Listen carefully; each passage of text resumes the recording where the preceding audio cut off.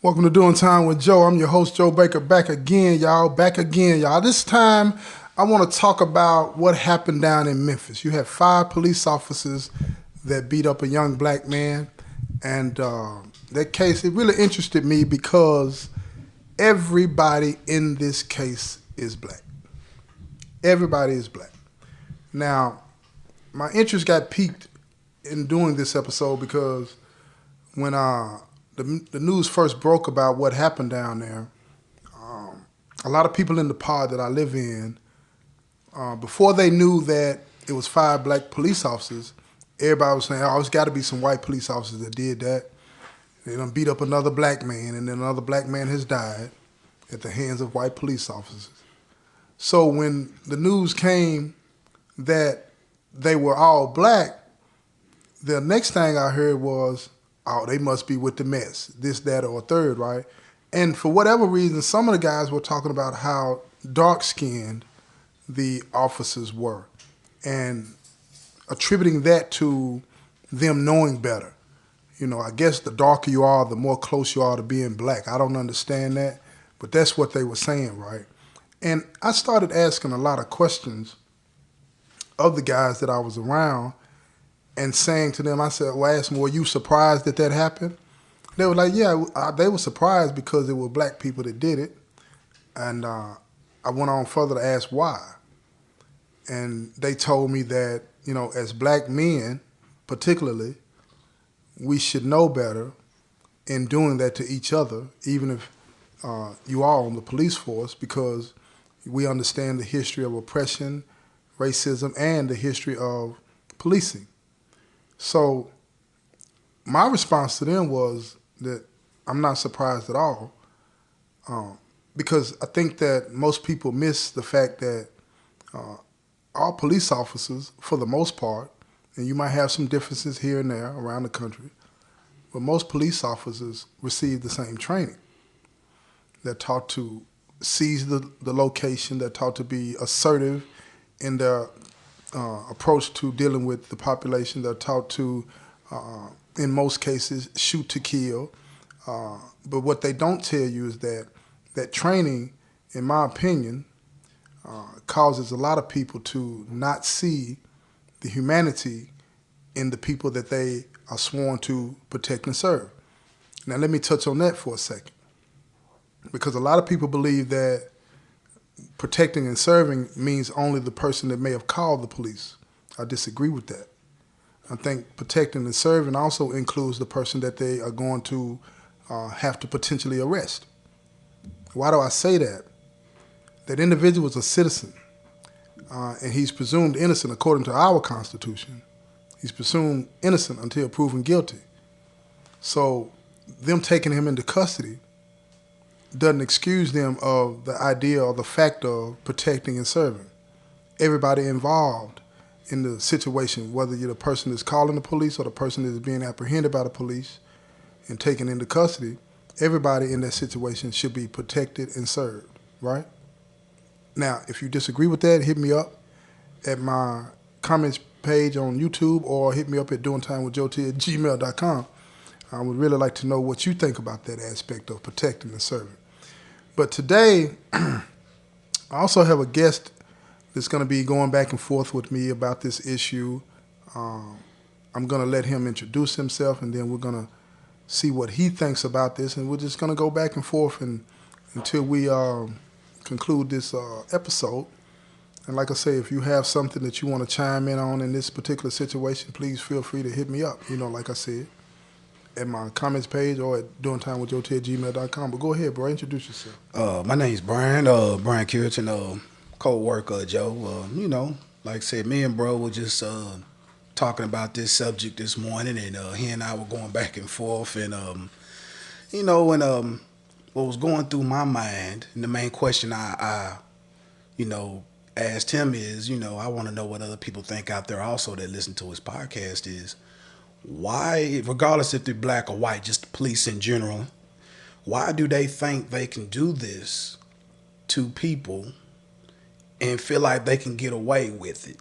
What gives them the mentality to think, regardless of what the call it a crime is, what gives them the right to literally beat the hell out of somebody, beat them to death? What makes you what gives you the right, or makes any kind of justification morally or legally to do that to another human being? Because it's just you have people that that join the police force just because they want to be a tough guy, and they think they can. Well, I got brother Joe. What was the name of that immunity called again? Oh, indemnified immunity. Indemnified immunity. They have that. But let me add something to what you're saying. You asked the question why. Why do you think? Why do they think they can do that and get away with it? Right? Yeah. One is simply because they can. They've been doing it, and two is because society says that some of us deserve what we get because of our conduct and behavior, right? That needs to change. And the police, sounds good. Put it on a bumper sticker.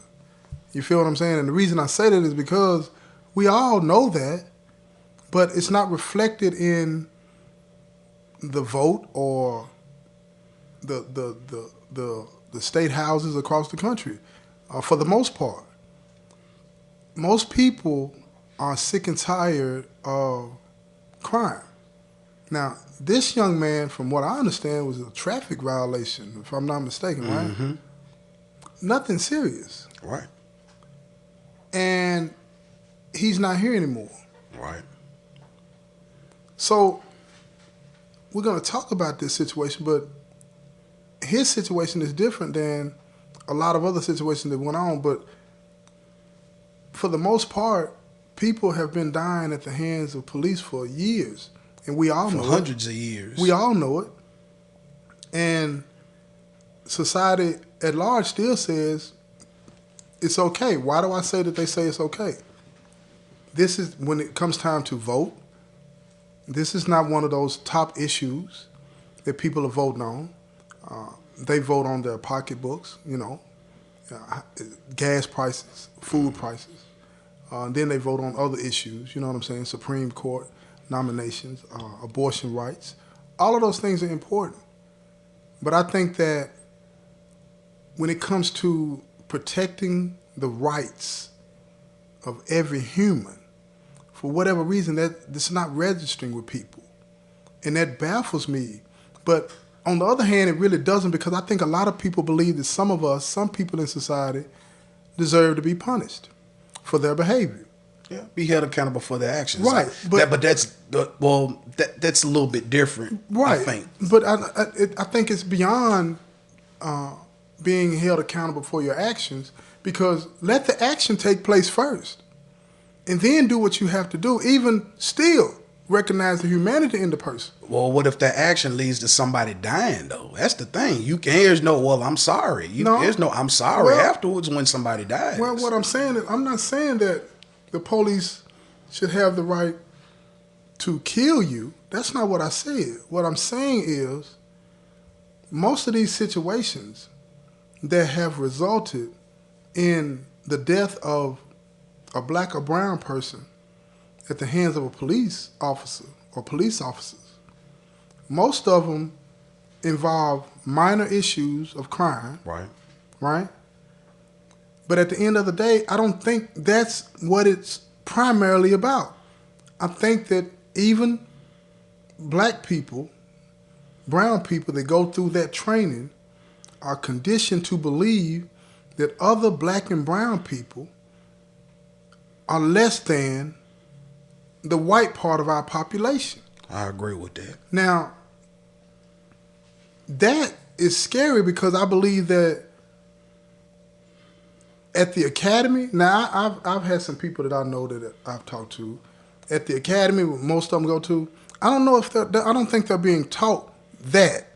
It's after the academy, when they get to the forces, when they get to being around the co-workers they're going to be working with. I would say that's the under the table talk. Yeah, this is the part of the training that you don't get out of the book. And this is when they say, look, this is what it is. In this neighborhood, it's us against them. Right. And we got to act like this. I remember I had a conversation with an officer, man, and me and him were going back and forth.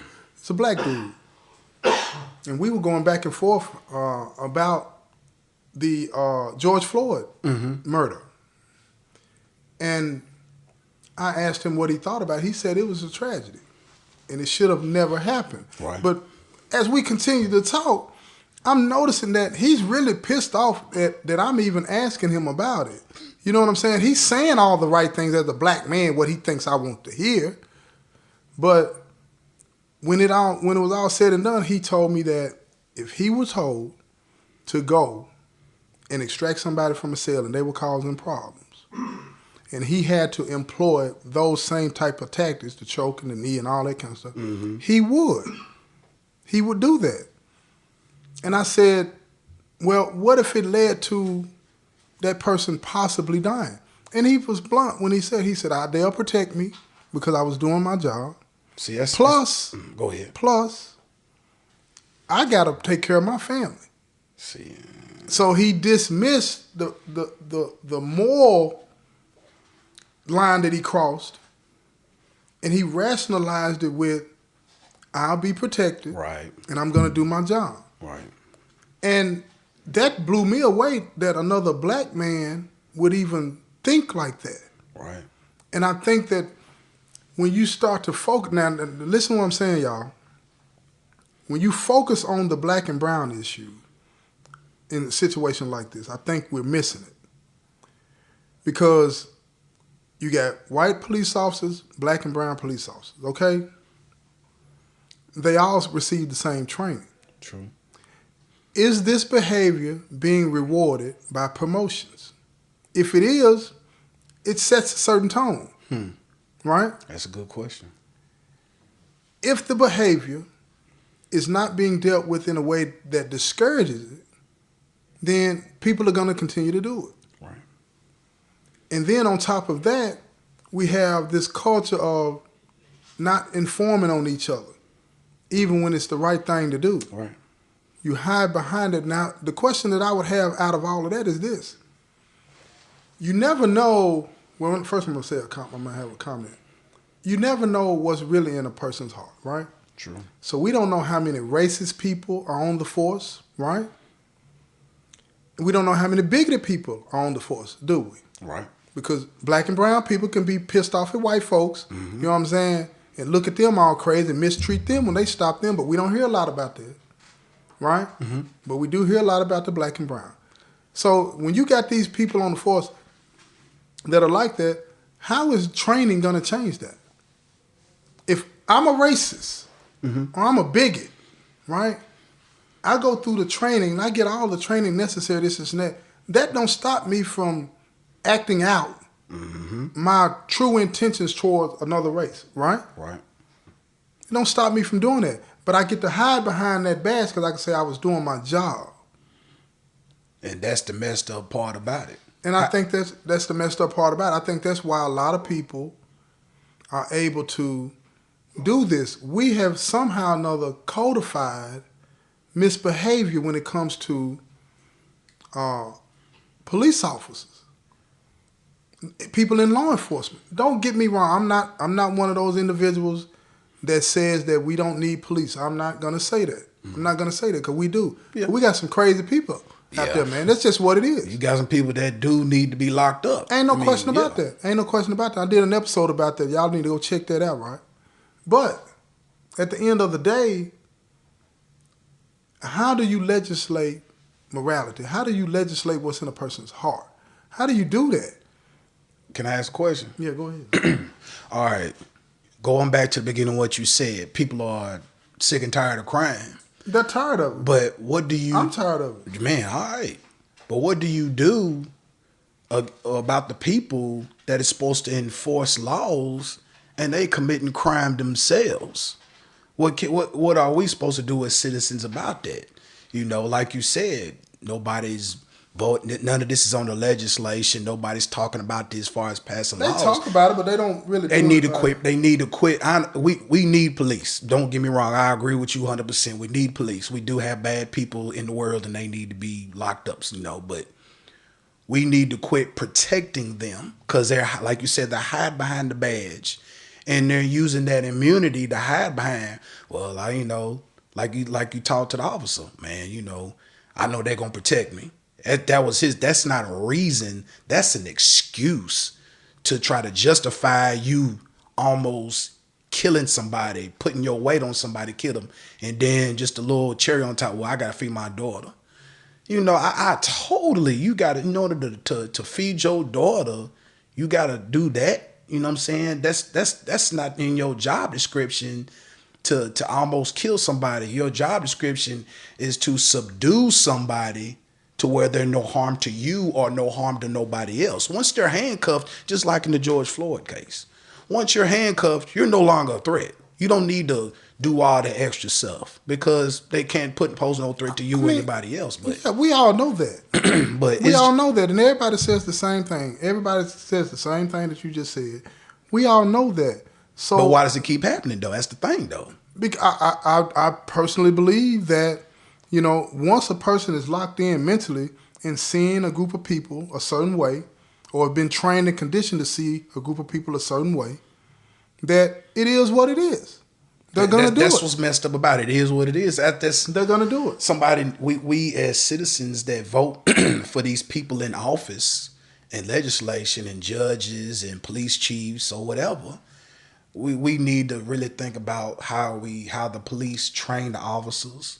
They need to weed out the ones that are racist. How, I don't know. Again, that's like I say. That's why another reason I like doing these type of shows, but I don't, because people repeat the same talking points. Yeah, we know that. We know we need to quit doing that, but we're not factoring in human nature.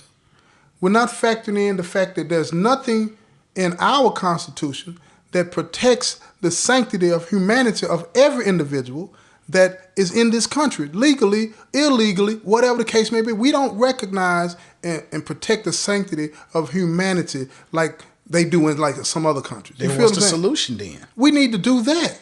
We need to do that. And over time, it'll work itself out. It'll work itself out. But if we don't do that, if that's not the most important thing, that's more important, I would say, than the price of your gas and your food. Recognizing the humanity of every living soul. Man. Right. Because if you don't do that, then you open the door to them being able to, they're always going to be those people over there or those people over there. If we don't do that, at the bare minimum, it's always going to be that opportunity for somebody to exploit that and say, the problems we're having today is because of them. You feel me? Well, the reason we can't get ahead is because of them. We're going to always have those problems because we don't recognize the humanity in each other the way we should. And this goes on in black and brown families and in white families. But people don't want to see that. It blew people's minds in the pod when they showed these black police officers on TV. Didn't shock me one bit. Me neither. Didn't shock me at all. Didn't shock me one bit. It didn't even matter if they were black or white or what. It was just it doesn't matter. It's just that people are not used to seeing that. True. And when they saw that, it was like, damn. But I'm going to tell you what it made me think about. It made me think about, I remember, what's that movie with Ice Cube and them? They Straight Outta Compton. Mm-hmm. They did that movie. You remember when they was at the studio and they had the white officer and the black officer out there talking crazy to him? Yep. It made me remember in Boys in the Hood, they always had a black officer. It's always a black officer with the white officers that's talking to the black people like they ain't crap. You know what I mean? Uncle Tom, if you want to call him. Well, you can call him whatever you want to call him. But yeah, they putting on. Right. So no, it didn't surprise me to see that. It saddened me the same way it saddened me when I saw white officers doing that. Right. What is it in you that thinks that is cool? Forget what the law says. That's my point from the get-go. What makes you think that that's all right for you to do that regardless? Like you said, even for a minor traffic stop, man, what makes you think that's all right? It doesn't matter to me what it's for. It could be for murder. It could be for murder. It doesn't matter to me what it's for. You do the least to get them. Right. And and sometimes the least might be the most, if you understand what I'm saying. Right. But you do the least to get them. It is not your job to be out there executing people. No. Protect and serve. Protect and serve. The ones you're apprehending and the ones that made the call. Right. I agree with you. We can't be this us versus them type of thing. Right. And that's scary. It is very. That's scary. Very. And individuals that like to teach that and preach that, they're afraid. They're afraid They think it has to be that way. It doesn't have to be that way. It doesn't have to be that way. You're right. And I think they teach that not only in police force, they teach that in other aspects of law enforcement and security. Us against them, man. We gotta. Well, but see, here's the thing: what people dismiss, they do that in sports. Right. You feel what I'm saying? All across the board, they do that in gangs and organizations. It's always us versus them. Once that ideology takes root, right? Man, now you can call it what you want to. Police force do it. You feel what I'm saying? Gangs do it. Mm-hmm. Basketball, football, baseball, hockey teams do it. Soccer teams do it. Us versus them. Yeah. Now, even if you're doing it for play, it has the potential of becoming something that gets out of hand. Right. See what I'm saying? So this is something that sweeps across our culture in all facets. You see what I mean? And that's the danger. This us versus them mentality to motivate, to build team unity is a dangerous method to use to teach people. You know what I'm saying? It's a dangerous method, but that our military, it's the same way. Right. But it has gotten us this far, you know, as far as society is concerned and in the civilization and so on and so. But it's time to pivot. Right. Because now you're starting to see the harm that it, I'm not saying that, look, once upon a time, somebody thought it was needed and it worked to build team unity. We got to do something. We got to fight the queen. You know what I'm saying? We got to, you know what I mean? Yeah. It is what it is. We got to do what we got to do. But today, I don't think that's necessary. I don't think that is necessary to motivate people, to get people to rally around each other for a common cause. Right. No, because you got to worry about everybody in that room has a different personality, has a different background, and have a different understanding of everything going on. And you might have that one radical person sitting in that room when you get to talking, it's us versus them, y'all. And this could be a basketball game. And then the next thing you know, it spread like wildfire. Exactly. And Exactly. What was that? Them skaters, the two female skaters, when the one hit the other on the ankle with the stick and messed her up. Nancy Kerrigan and Right. Tanya Harding. Exactly. Us versus them. Her versus her. You see what I'm saying? Yeah. It can get out of hand when you're dealing with somebody that's not, you know what I'm saying, everything ain't baked at the top, man. You know what I mean? No disrespect to anybody. But the point is that us versus them mentality, it's been used to train people in all facets. In the wrong way. And, well, at the end of the day, because at the end of the day, when you say us versus them, how do you get people to accept them as being the ones we need to go against? What do you say about them? They don't look like you. They don't dress like you. Right. They don't think like you. They're not the same color as you. All of those things, you use that to make a person look at them like, now I got to degrade this person. Yeah. I got to make them feel like this. I remember when I went to trial for the death penalty, right? My lawyers told me when we get to the part of the trial where the penalty phase, where the DA is gonna, through the trial, he said, recognize throughout the trial, he's gonna have to tear you down, because what he has to do is convince the jury that you are deserving of death, right? So he started out calling me Mr. Baker, Joe, and as it kept going on, the defender, the offender. And next thing you know, but check it out now. They put the black DA up near the end, and he's the one that called me the monster, right? So what was that about? It was about your own kind looking like you, standing up and calling you a monster. So anybody on the jury, which I had 6 blacks, 6 whites, but anybody on the jury that's black that might have a problem with killing another black man is telling you that this is a monster, he deserves it. So that makes it all right. Absolutely. Anybody on the jury that was white that might be apprehensive about, I don't want to be responsible for doing this. Now, another black man is telling you that this black man is an animal killing. You see what I'm saying? They teach them that. They teach them that, and that is what I'm saying is the problem. I don't care what kind of law you pass. This is an internal thing. Right. This is a heart issue. See, we always running around here talking about all this loving each other and respecting each other. Bull crap. Because when you get down to it, loving somebody is hard work, man. You feel what I'm saying? Right. But love shouldn't be hard. Nah. It shouldn't be hard, because it challenges you to break through all of those things that you have been taught and built up sometime by your mama and your daddy, your niece and your nephew, your uncle, aunties and cousins. Sometimes you've been taught by them these things. Why? Because that's what they were taught. Right. But they don't necessarily make it right. It ain't right. But then the people down the street that might happen to be a different race than you, they were taught the same way. Mm-hmm. You see what I'm saying? Mm-hmm. And I think that's what we got. We got a perfect storm. And that's why we got people dying in the street. That's why we got young people out here pulling guns on people. Yeah. No direction. This is a heart matter. Right.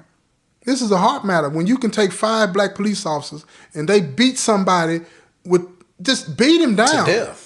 And he dies 2 days later looking in the hospital. His parents didn't even recognize him. Man. They put the pictures of what this young man looked like when he was out having fun, and then the pictures of him laying in that bed. Come on, man. It'll break you. Mm-hmm. And I'm sure right now those 5 police officers are sitting somewhere like, man, why did I do that? Yo, yeah, I bet they is thinking like, man, what did I do? Absolutely. And they probably ain't think, oh, I ain't getting protected now because they butt got fired. Well, at the end of the day, that underhanded training that they may have gotten, or just them thinking it on their own, right? Of course, on paper, they're not going to say we train them to beat people up. Mm-hmm. We train them to dehumanize people. Mm-hmm. We train them to see people less than human. Closed doors. Absolutely. So if you kiss the ring, then guess what? Mm-hmm. Be prepared for what happens. Right. But I'm going to say this before I end this. Sending them to prison is not going to stop another police officer out there from doing that. If that's the case, they wouldn't have done it, because didn't they just find the dude that killed George Floyd? Didn't they find him guilty? Yep. Didn't the other ones plead guilty? Yep. So then why did this happen? Exactly. You see what I'm saying? And at the end of the day, what help are they going to get in prison anyway? What help have we got? Well, eliminate the cause and the effect will cease. Yeah, well, again, like I say, I think it's a hard matter, man. And it's going to take more than changing the law here and there, whatever the case may be. Look, but I'm going to end this, man. I appreciate you taking the time to do this episode with me, man. Look here, y'all. I appreciate y'all. Share this, listen to it, whatever you do. You know what I mean? Hit that like button and subscribe. You know what I'm saying? I appreciate y'all too, right? Leave me some comments and hit me up at the email at doingtimewithjoet@gmail.com. This has been another episode of Doing Time with Joe. I'm your host, Joe Baker, and I say peace, y'all.